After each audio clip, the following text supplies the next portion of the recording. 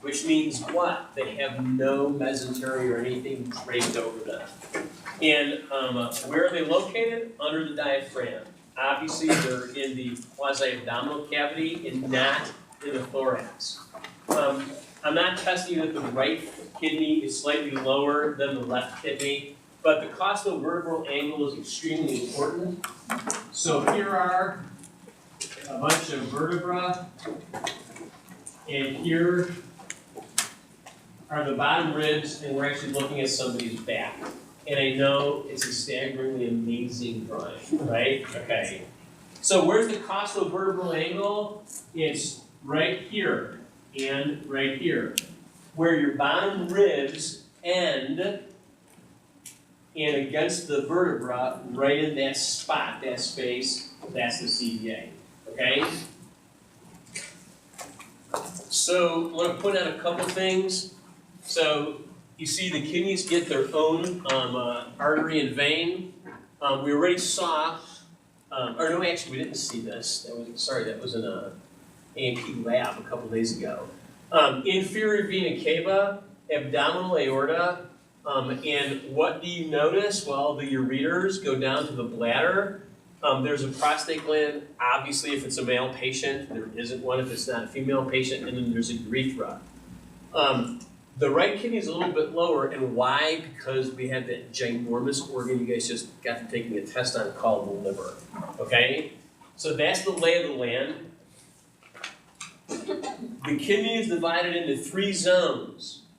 So, actually, let's just look at a picture.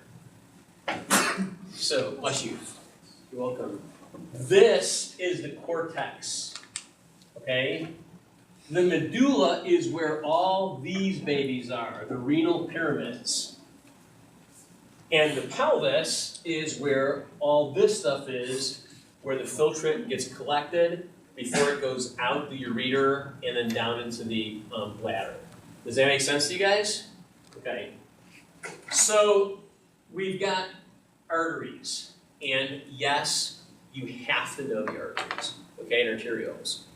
So incoming, we've got the renal artery, and the renal vein is outgoing. Where do they come in? The renal hilus, H-I-L-U-S, okay? They come into the renal hilus. The minute the renal artery crosses into the kidney, that artery is called the segmental artery. That's this baby, okay? Then we get branches. And what are these branches called? Every one of these branches is called the interlobar artery. Why? Because it's in between the lobes. All right? The interlobar arteries give rise to the arcuate arteries. And guys, the arcuate arteries run on the outside of the pyramids. They are the dividing line between cortex and medulla. Make sense? And what do you notice? They are anastomotic, just like at the apex of the heart and a bunch of other places in the body. Make sense to you guys? Okay. The arcuate arteries give rise to these other arteries called the interlobular arteries. And it's those arteries, the interlobular arteries, that actually give rise to what becomes the glomerulus. So, we'll go over all this stuff. By the way, how many nephrons are in a particular kidney? It depends on the person. Anywhere, so listen, there's a range. Anywhere from 1 million nephrons to 2 million nephrons per kidney. Okay? There is a huge, so I'd be willing to bet if you did an analysis on Shaquille O'Neal's kidneys, you're probably close, you're pushing 2 million, okay? Because he's got that ginormously tall and big body. Does that make sense to everybody? If he had only a small kidney with 1 million nephrons, he wouldn't be able to clear what he needed to clear for that big body is. Does that make sense to you guys? Okay. So we take a look, and so this actually shows you, so this right here is the interlobular artery. And that gives rise to the afferent arteriole. What's afferent? Incoming. So afferent arterial is what gives rise to the glomerulus. All right? Now, a lot happens in that capsule, the Bowman's capsule that surrounds the glomerulus.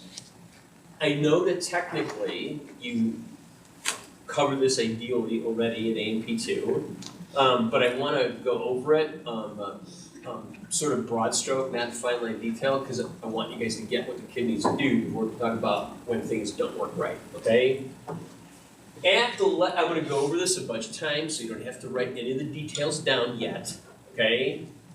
Afferent arterial incoming goes into the, it forms a glomerulus, goes into the Bowman's capsule. Bad stuff, toxins and waste get pushed out of the glomerulus, but so do a bunch of good things, like water, glucose, ions, amino acids, okay, etc. This is another arterial. It's leaving the glomerulus. That's called the efferent arterial, outgoing. You guys with me? So listen, all of these vessels all around the tubes are called the peritubular capillary network. So what forms the peritubular capillary network? The efferent arterial coming out of the Bowman's capsule.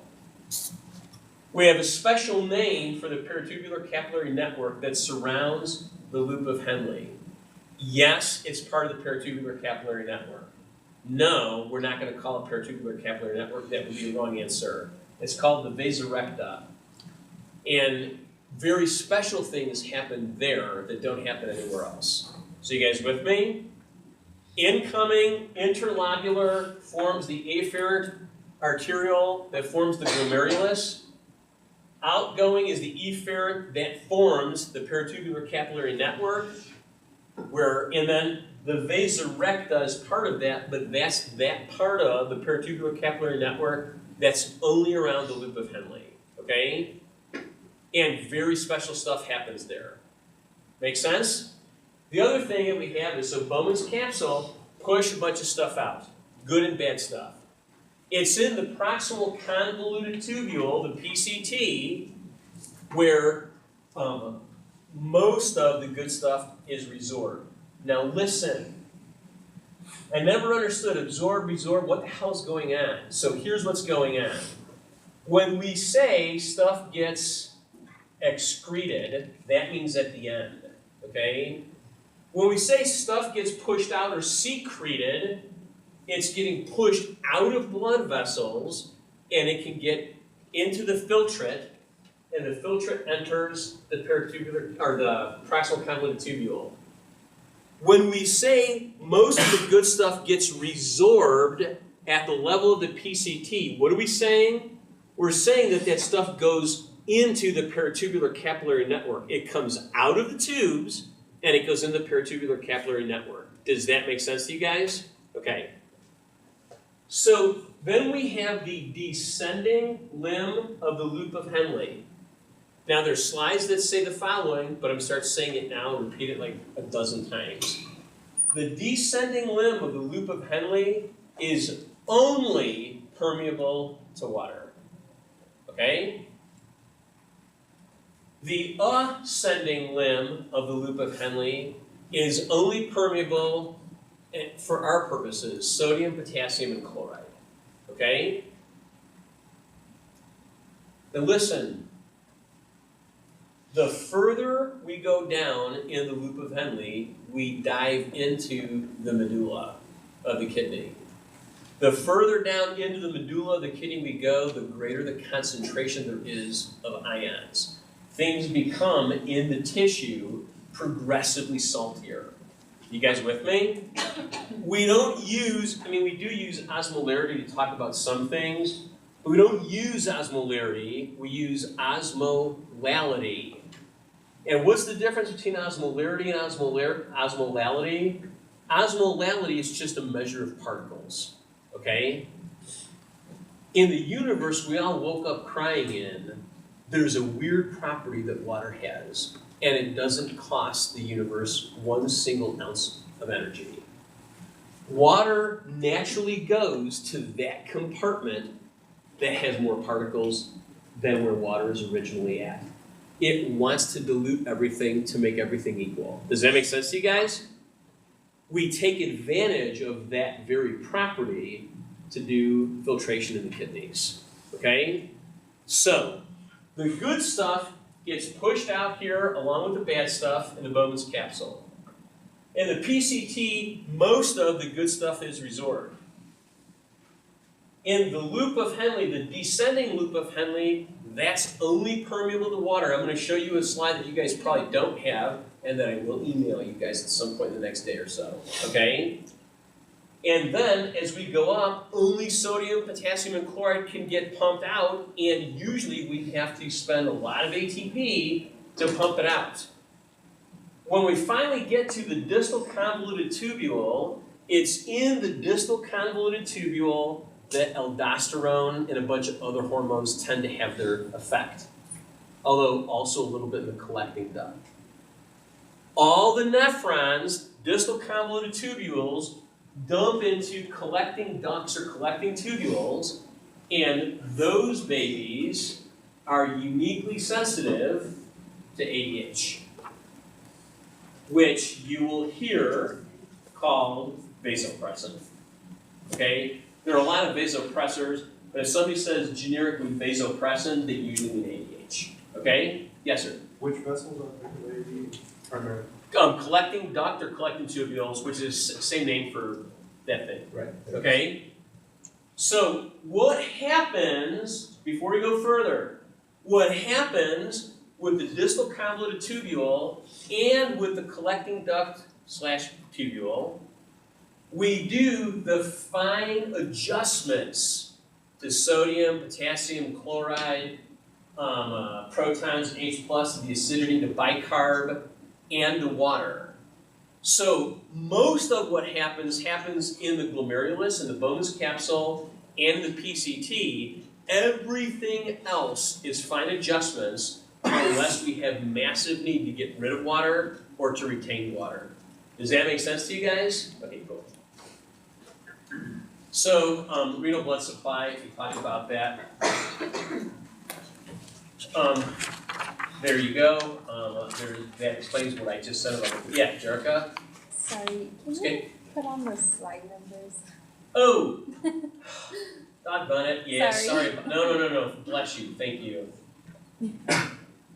I actually wrote myself a note and didn't look at the notes. So, yeah, thank you, Jerica. I appreciate that. All right, talked about that. Sweet. So, there are 3 functions listen, these are not the 3 functions that the kidney does. These are the 3 functions that the nephrons do. There's a whole lot of stuff that the kidney does, okay? So, what does it do? It filters out substances. We get rid of toxins. Where do we make urea, nitrogenous waste? In the liver. But we excrete it through the kidneys mostly, okay? Then what do? We reabsorb out of the tubes and back into the vascular supply the stuff that we want to keep, and then we finally secrete the stuff in a super concentrated filtrate. Does that make sense to everybody? Yes? Okay. So, I already talked to you guys about that.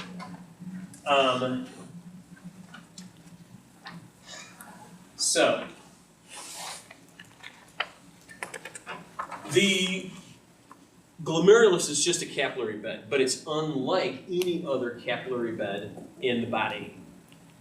This particular capillary bed can deal with a little bit higher pressure than other capillary beds can, okay? And it is a fenestrated capillary bed, meaning that there are holes. What are there holes for? To push out the wastes and the good stuff, okay? But there's limits. Do we want to push out red blood cells and white blood cells? Hell no.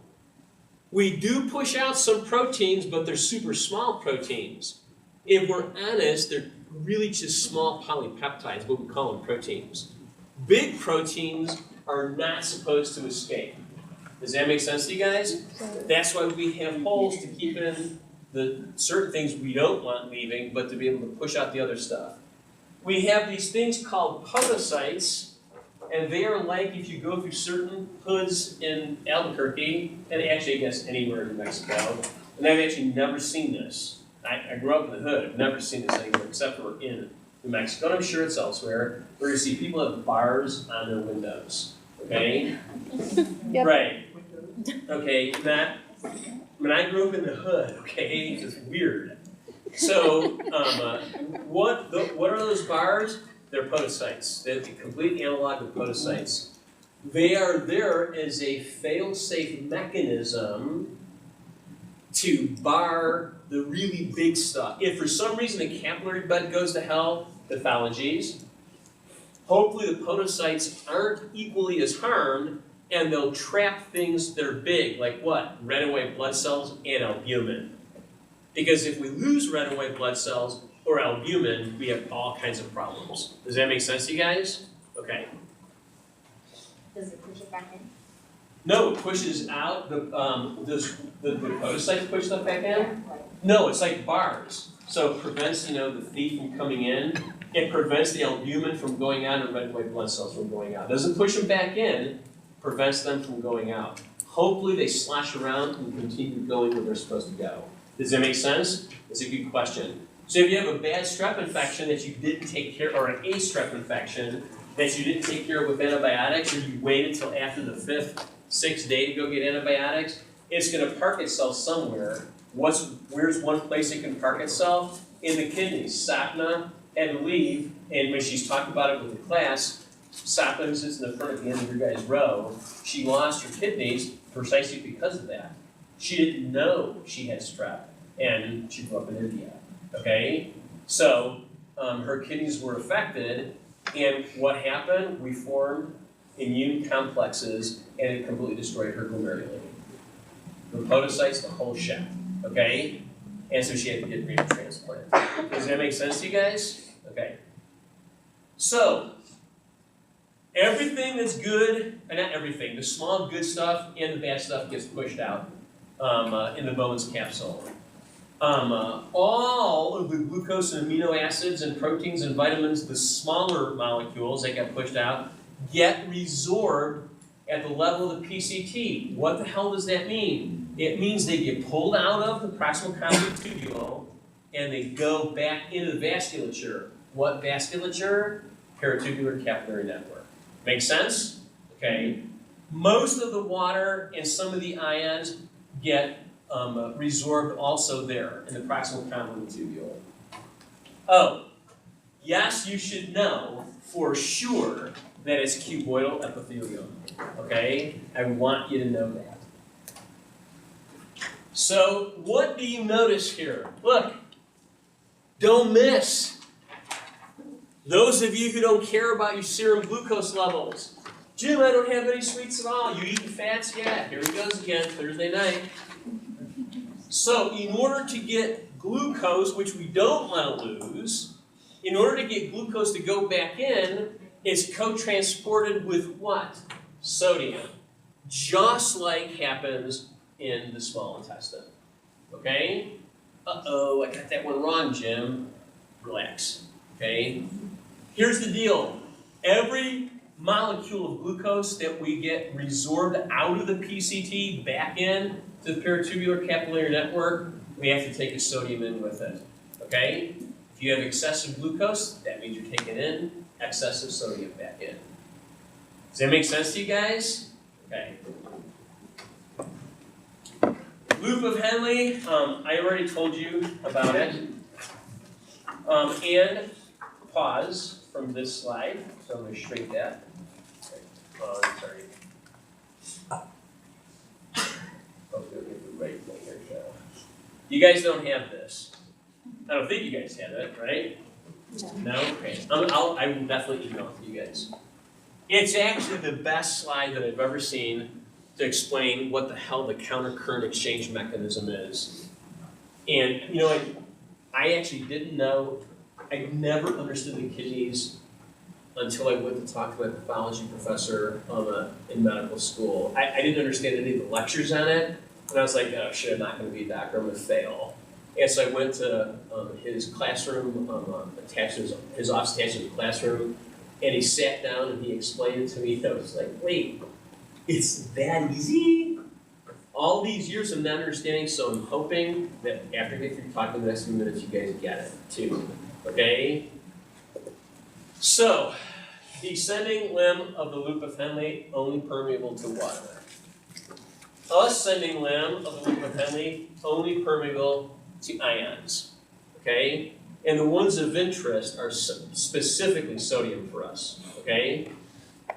This is the vasorecta.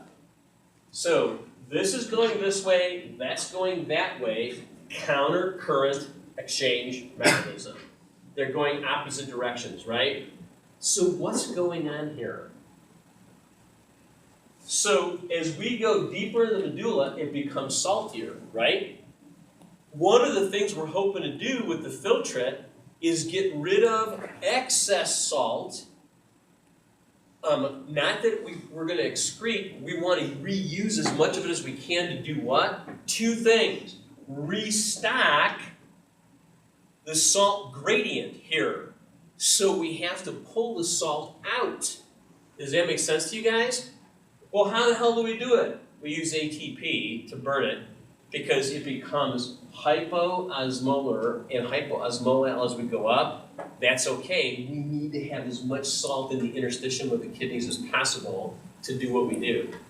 That's the first reason. Does that make sense to you guys? What's the second reason? The second reason is, what do the kidneys do? Yeah, they filter out stuff. They are the organ that does long-term blood pressure regulation. Well, ultimately, blood pressure is profoundly linked to how much volume of fluid do you have in your circulatory system. So their job is to maintain blood pressure and not let us pee out too much, because if we do, we become hypotensive. Does that make sense to you guys? So watch what happens.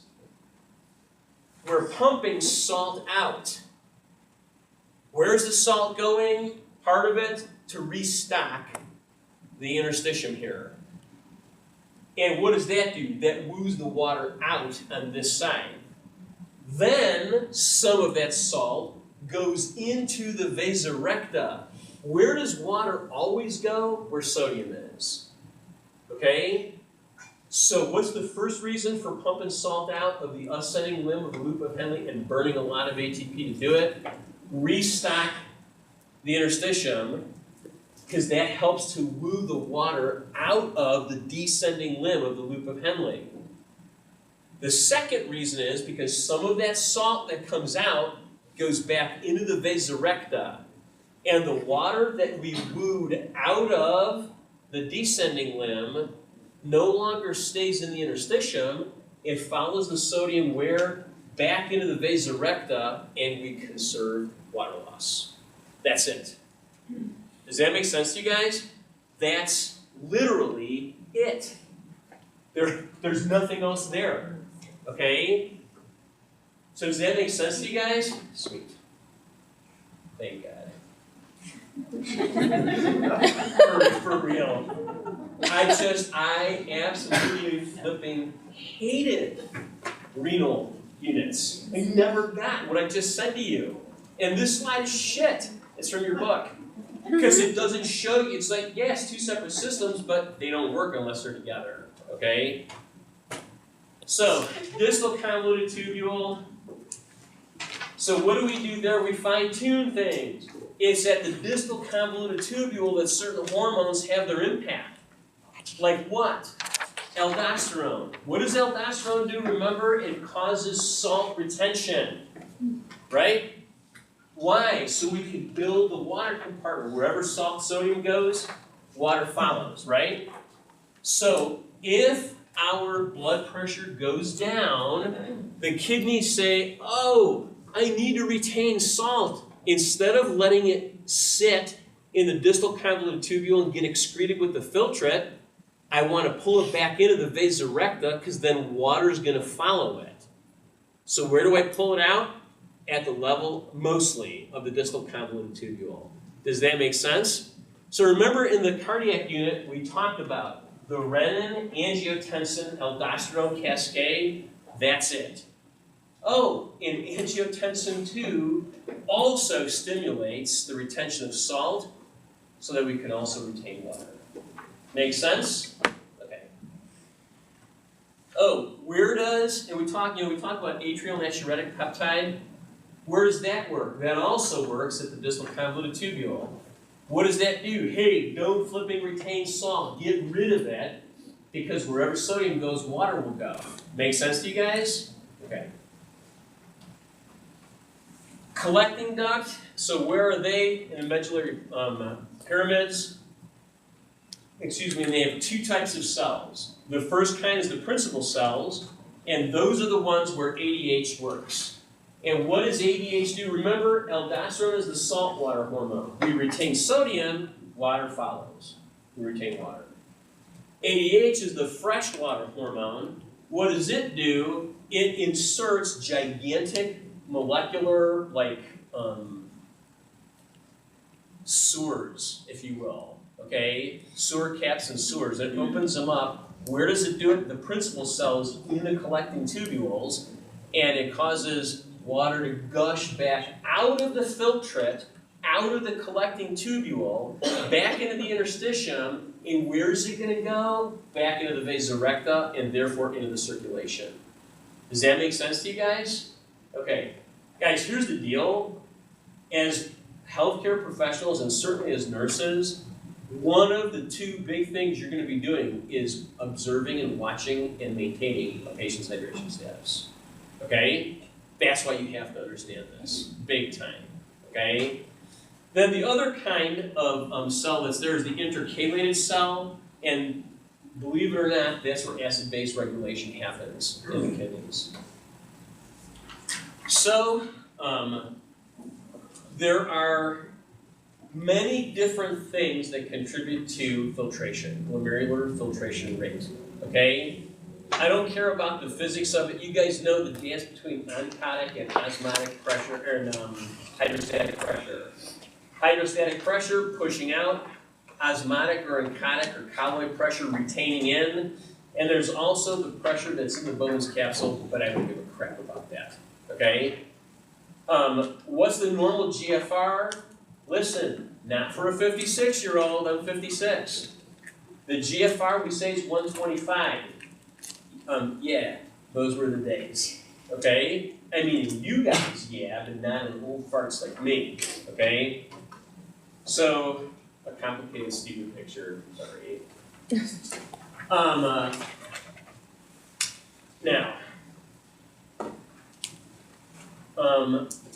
let me exit for a second. I have yet another thing to show you. It just has words. And I just realized there's no U there. How about that? So we have these three sets of cells, juxtaglomerular cells. When we said renin, angiotensin, aldosterone cascade, where does the renin get made? Juxtaglomerular cells. We have these things called, and I'm going to show you pictures, so just relax, okay? We have these things called macula densa cells, and what do? They help with auto-regulation. So just pause for a second. If you have fluid coming in the afferent arteriole, if the pressure is too low, guys, super low pressure is just as harmful as super high pressure for kidneys, okay? If you have somebody who's borderline hypotensive, senior citizen, 90 over, 48, yes, they're functioning. That's my mom, 87 with AFib, okay? Yes, they're functioning. The kidneys aren't doing a good job. I want you to listen to me. If you don't have enough pressure coming in, you can't push out in the Bowman's capsule enough, right? Which means what? You retain nitrogenous wastes. And those wreak havoc on the body. So how do we overcome that? We have the macula densa cells that detect that, and they will send a signal, okay? The signal goes where? It goes to the mesangial cells. The mesangial cells can constrict or dilate the glomerulus itself and increase or decrease pressure in the glomerulus from the perspective of creating enough pressure to get filtration to happen. Does that make sense to you guys? But the first stop is autoregulation before we get to the glomerulus. Hey, there's not enough pressure. What happens? The kidney says, that must mean there isn't enough fluid. So renin, angiotensin, aldosterone cascade gets triggered where? Juxtaglomerular cells. We retain salt, sodium, water follows, and we build up the vascular compartment. What happens if there's too high blood pressure? So listen, too high blood pressure, first of all, can be structurally dangerous for the glomerulus, okay? And if we destroy the glomeruli, we can't do filtration, we're not living, okay? The other thing is, if we don't, so how do we adjust it on the short run? What we do is we do autoregulation the way we do everywhere else in the body. We get a little bit of constriction on the afferent arterioles, and that reduces the pressure incoming so that the glomeruli don't get destroyed. Does that make sense to you guys? What happens if it's persistent elevated pressure? Even just a little bit? Even just a little bit. Here's what happens. Think of it as speed, or velocity, okay? When a person has even slightly elevated blood pressure, the blood is coming in too rapidly. If it's coming in too rapidly, because it's at a high pressure, we move out all the good stuff and the bad stuff we want to move out. But it's moving too fast, we can't reabsorb the nutrients back in to the blood vessels, so we land up peeing out stuff that was supposed to be retained. Does that make sense to you guys? Literally, if you get what I just said in the last 11 minutes, that's what the kidneys do. For real, okay? Well, that's what the nephrons do. Yeah, let's see that. All right. So,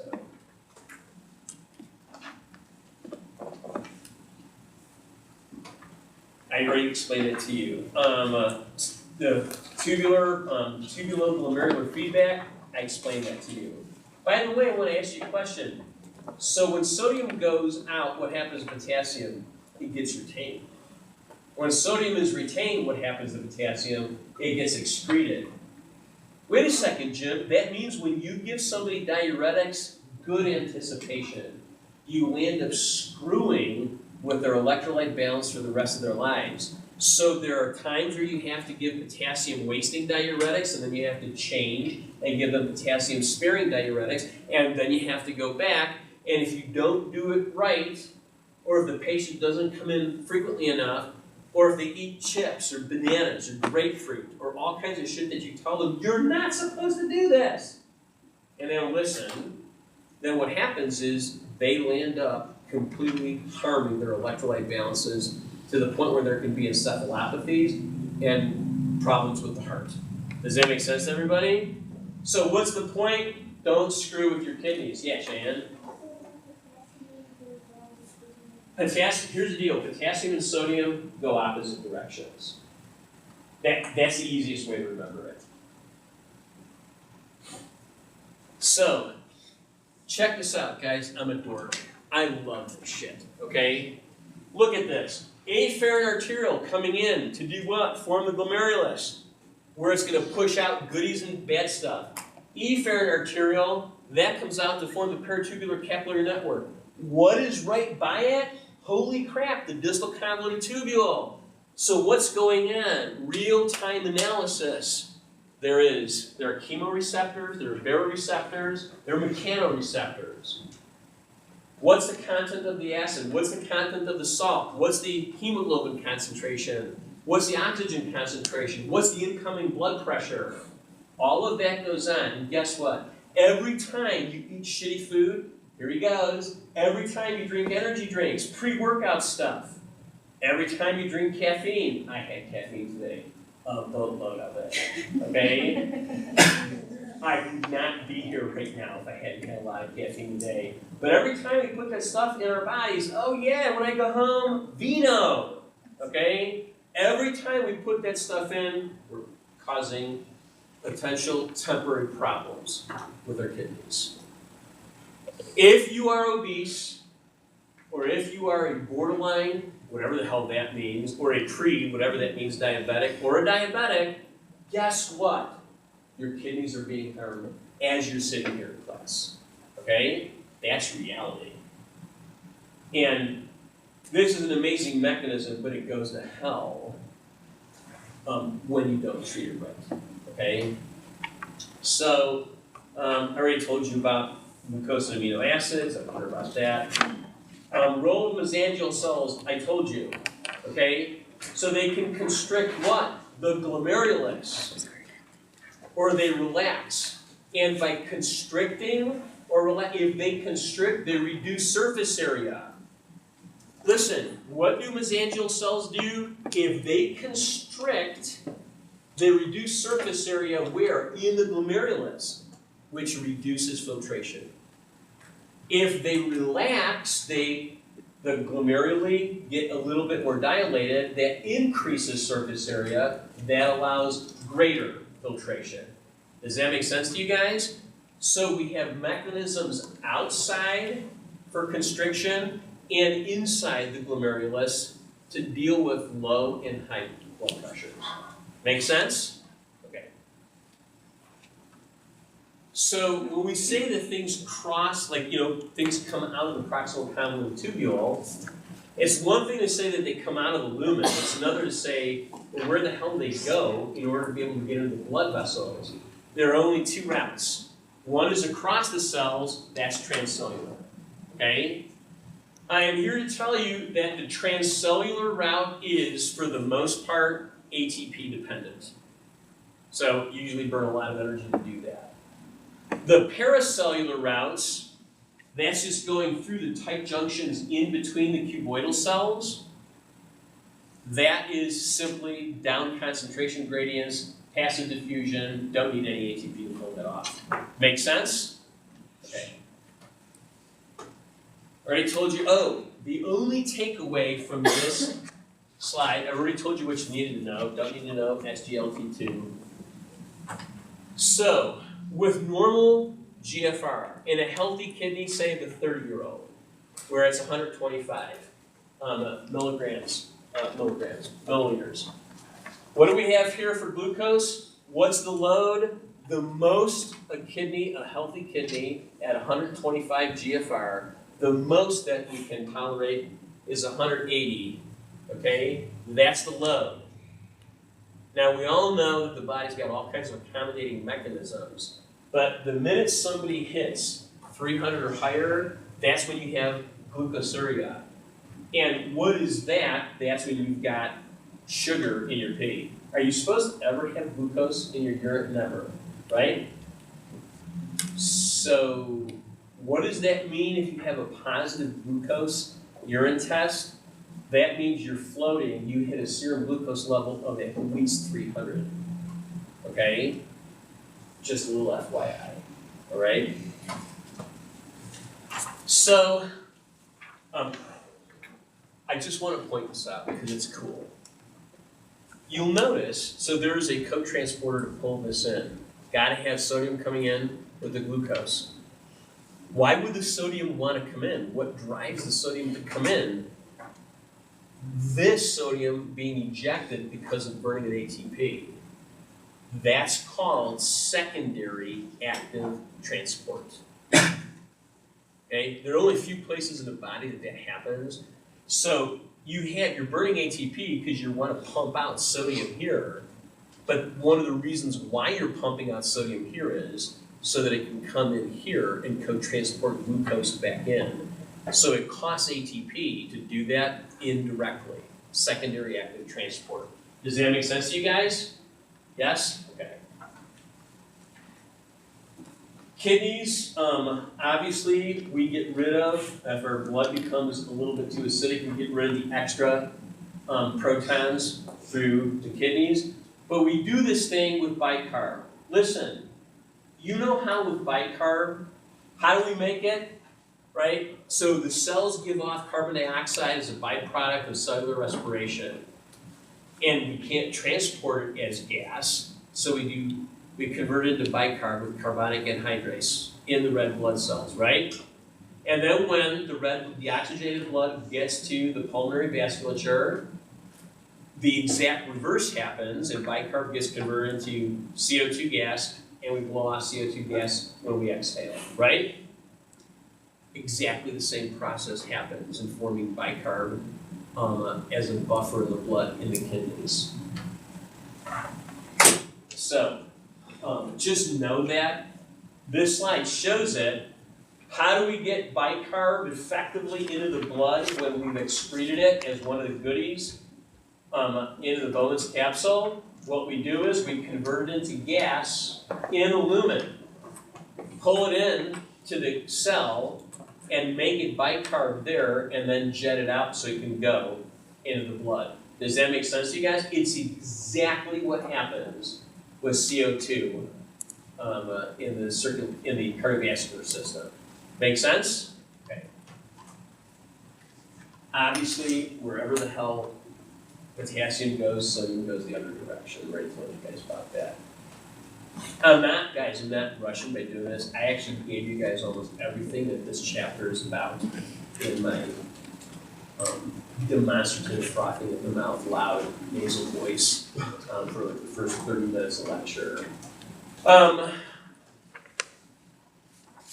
Okay, I already told you guys about what's on this slide.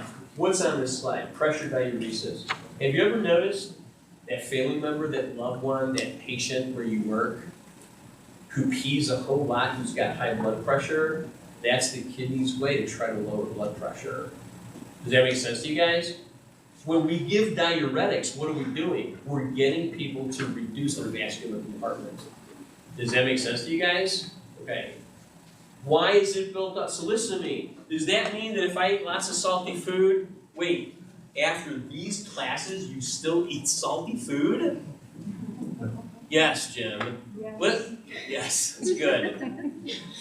What about those people? Oh, dude, I went running outside. It was summertime and I was sweating, and so I took some salt tablets. Holy crap.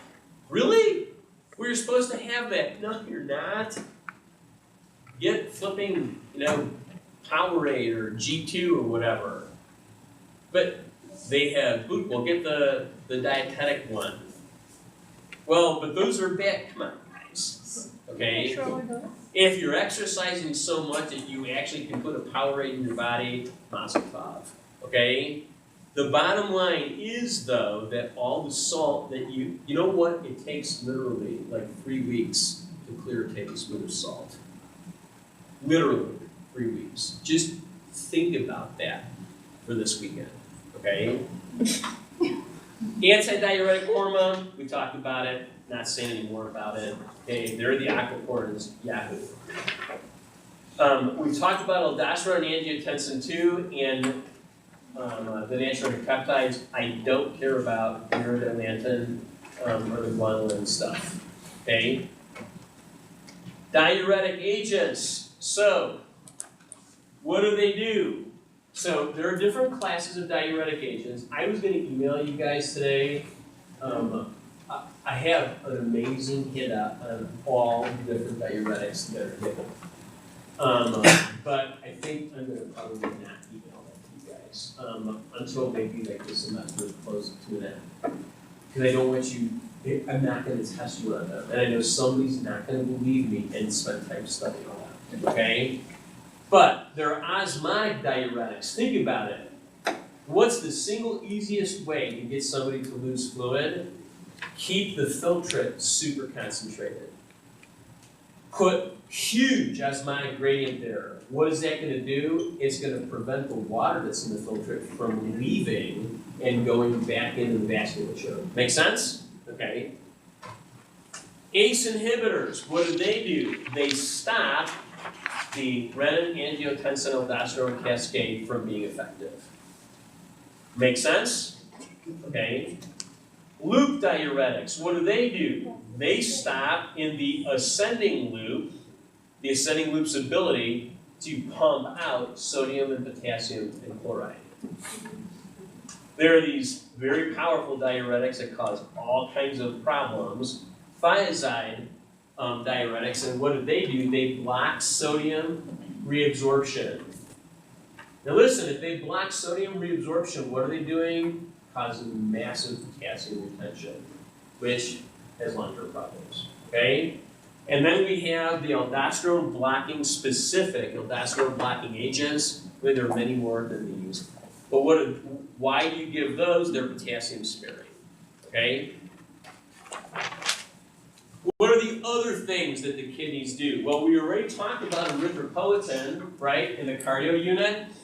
So the minute, we get rid of 2 million red blood cells every minute. We decommission them, and we need to replace them.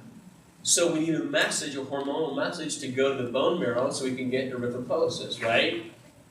Well, which organ detects the drop in hemoglobin concentration? The kidneys do. They're the ones that release the erythropoietin. So if you're on your way to becoming a diabetic, or if you're somebody who, hey dude, I can always get dialysis. No, I've heard that here, and I've never heard that in any other state. Ever. Dude, what's the worst thing that happens? Man, I go on to dialysis. Like, what? Whatever. So what happens is the minute your kidneys start not working, you need to have Aranest injections or synthetic EPO stuck in your body, because otherwise you're not replacing the red blood cells adequately. Oh yeah, and by the way, the injections that we give or the pills that we do, they don't do the second by second autoregulation that a healthy body and healthy kidneys can do. So that means that you are suffering times of excess red blood cells, strokes and clots, and ischemia, necrosis, and potential problems with the heart and the brain, right? Yes? Is that why overeating the injectable one would cause death in athletes? So what does it do? It causes, so let's think Lance Armstrong. He was taking EPO, he was bathing in it basically. And he was trying to cheat. Why? Because if you have extra EPO, you get extra red blood cells. If you have extra red blood cells, you can carry extra oxygen. You carry extra oxygen, you can make more ATP. So he went faster and longer than all the other bicyclists, and that's why he won 7 Tour de France's. But he did it by EPO. Obviously it's doping, and it gave a competitive advantage, and that's one reason why it's not allowed. The other reason why it's not allowed is because if you have too many red blood cells, Mardrea, what happens? It starts going slower through your blood vessels, and you can get coagulation events. So thrombi and strokes, and PEs and heart attacks, okay? But Lance thought it was all chill, so. Also, what do the kidneys do? Listen, how much vitamin D do I need? Oh, about 15 minutes of New Mexico during the day. 4 or 5 times a week. And why do we need vitamin D? Because we can't absorb calcium. Where do we absorb calcium? In the small intestine. Yeah, but you know what? The kidneys make a decision whether we get rid of the excess or keep it. So, kidney stones, we'll talk about those. Most of them are calcium. Not all of them, but most of them are calcium. Okay? Yes. No me gusta. Kidney stones. Okay? And we'll get to that. But we need vitamin D to do that. Where does vitamin D that you make naturally, in your skin, where does it get the second hydroxylation? That happens in the kidneys. Oh, so we're screwing calcium homeostasis by harming our kidneys? Bingo. Absolutely. Erythropoietin, talked about that. Talked about vitamin D, yay. As you get older, guess what? Everything goes to hell, okay? So, renal function, when we're first born, it's impaired. These parents who are like, no, dude, Junior at 4 months wants to eat steak. Don't give the kid solid food at 4 months. But you don't understand, he or she wants it. You can say no, right? Wow, imagine that in American culture, saying no, huh? So, why do we have to say no for a while? Don't have the enzymes to process, cause all kinds of problems, and then we can't get rid of the nitrogenous waste because the kidney can't filter the urea properly, and the liver can't make the urea properly early on, okay? As we get old, we develop the same kinds of issues, all right? So what do? We get electrolyte and all kinds of hydration imbalances. And guys, half of all the drugs you will ever administer are hepatically cleared, and half of all the drugs that you administer are renally cleared. And as patients get older and you're giving drugs that are cleared renally, you gotta start thinking about, is that causing toxicity and harming them? So I'm not gonna give you, but I can give you examples just from this week. Literally about half a dozen examples, 2 from hospitals along Central, and the other 4 from clinics, clinics in the Albuquerque area. Okay, giving the normal dose that you give to, like, you know, a muscular 40-something-year-old guy who's like 6 feet tall, to a patient who's a female who's like 80. Okay. Well, but then, you know, I just did what the doctor told me. No, that's unacceptable. You didn't advocate, you didn't put in the record, you can't put that in the record, I might lose my job. Okay, so to hell with the patients who get every mortgage payment. That's honorable. Sorry, I'm not really sorry, but. All right, fetus, it's no big deal, don't care, I talk to you about infants. Listen, so 4th decade, you know what that means? In your 30s. Okay? It starts when you're in your 30s, the kidneys begin to get smaller, their function starts to go down a little bit. So when you see the GFR, a lab test, what does it say? Greater than 65.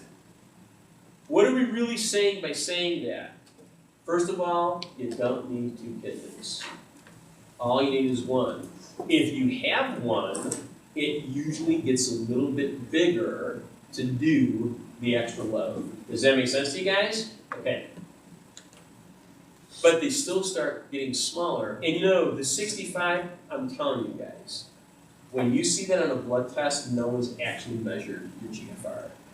You can actually look up, you can Google the calculation, and all you have to do is take one of your values from your blood test and put it in there, and that gives you what the GFR is. Yay!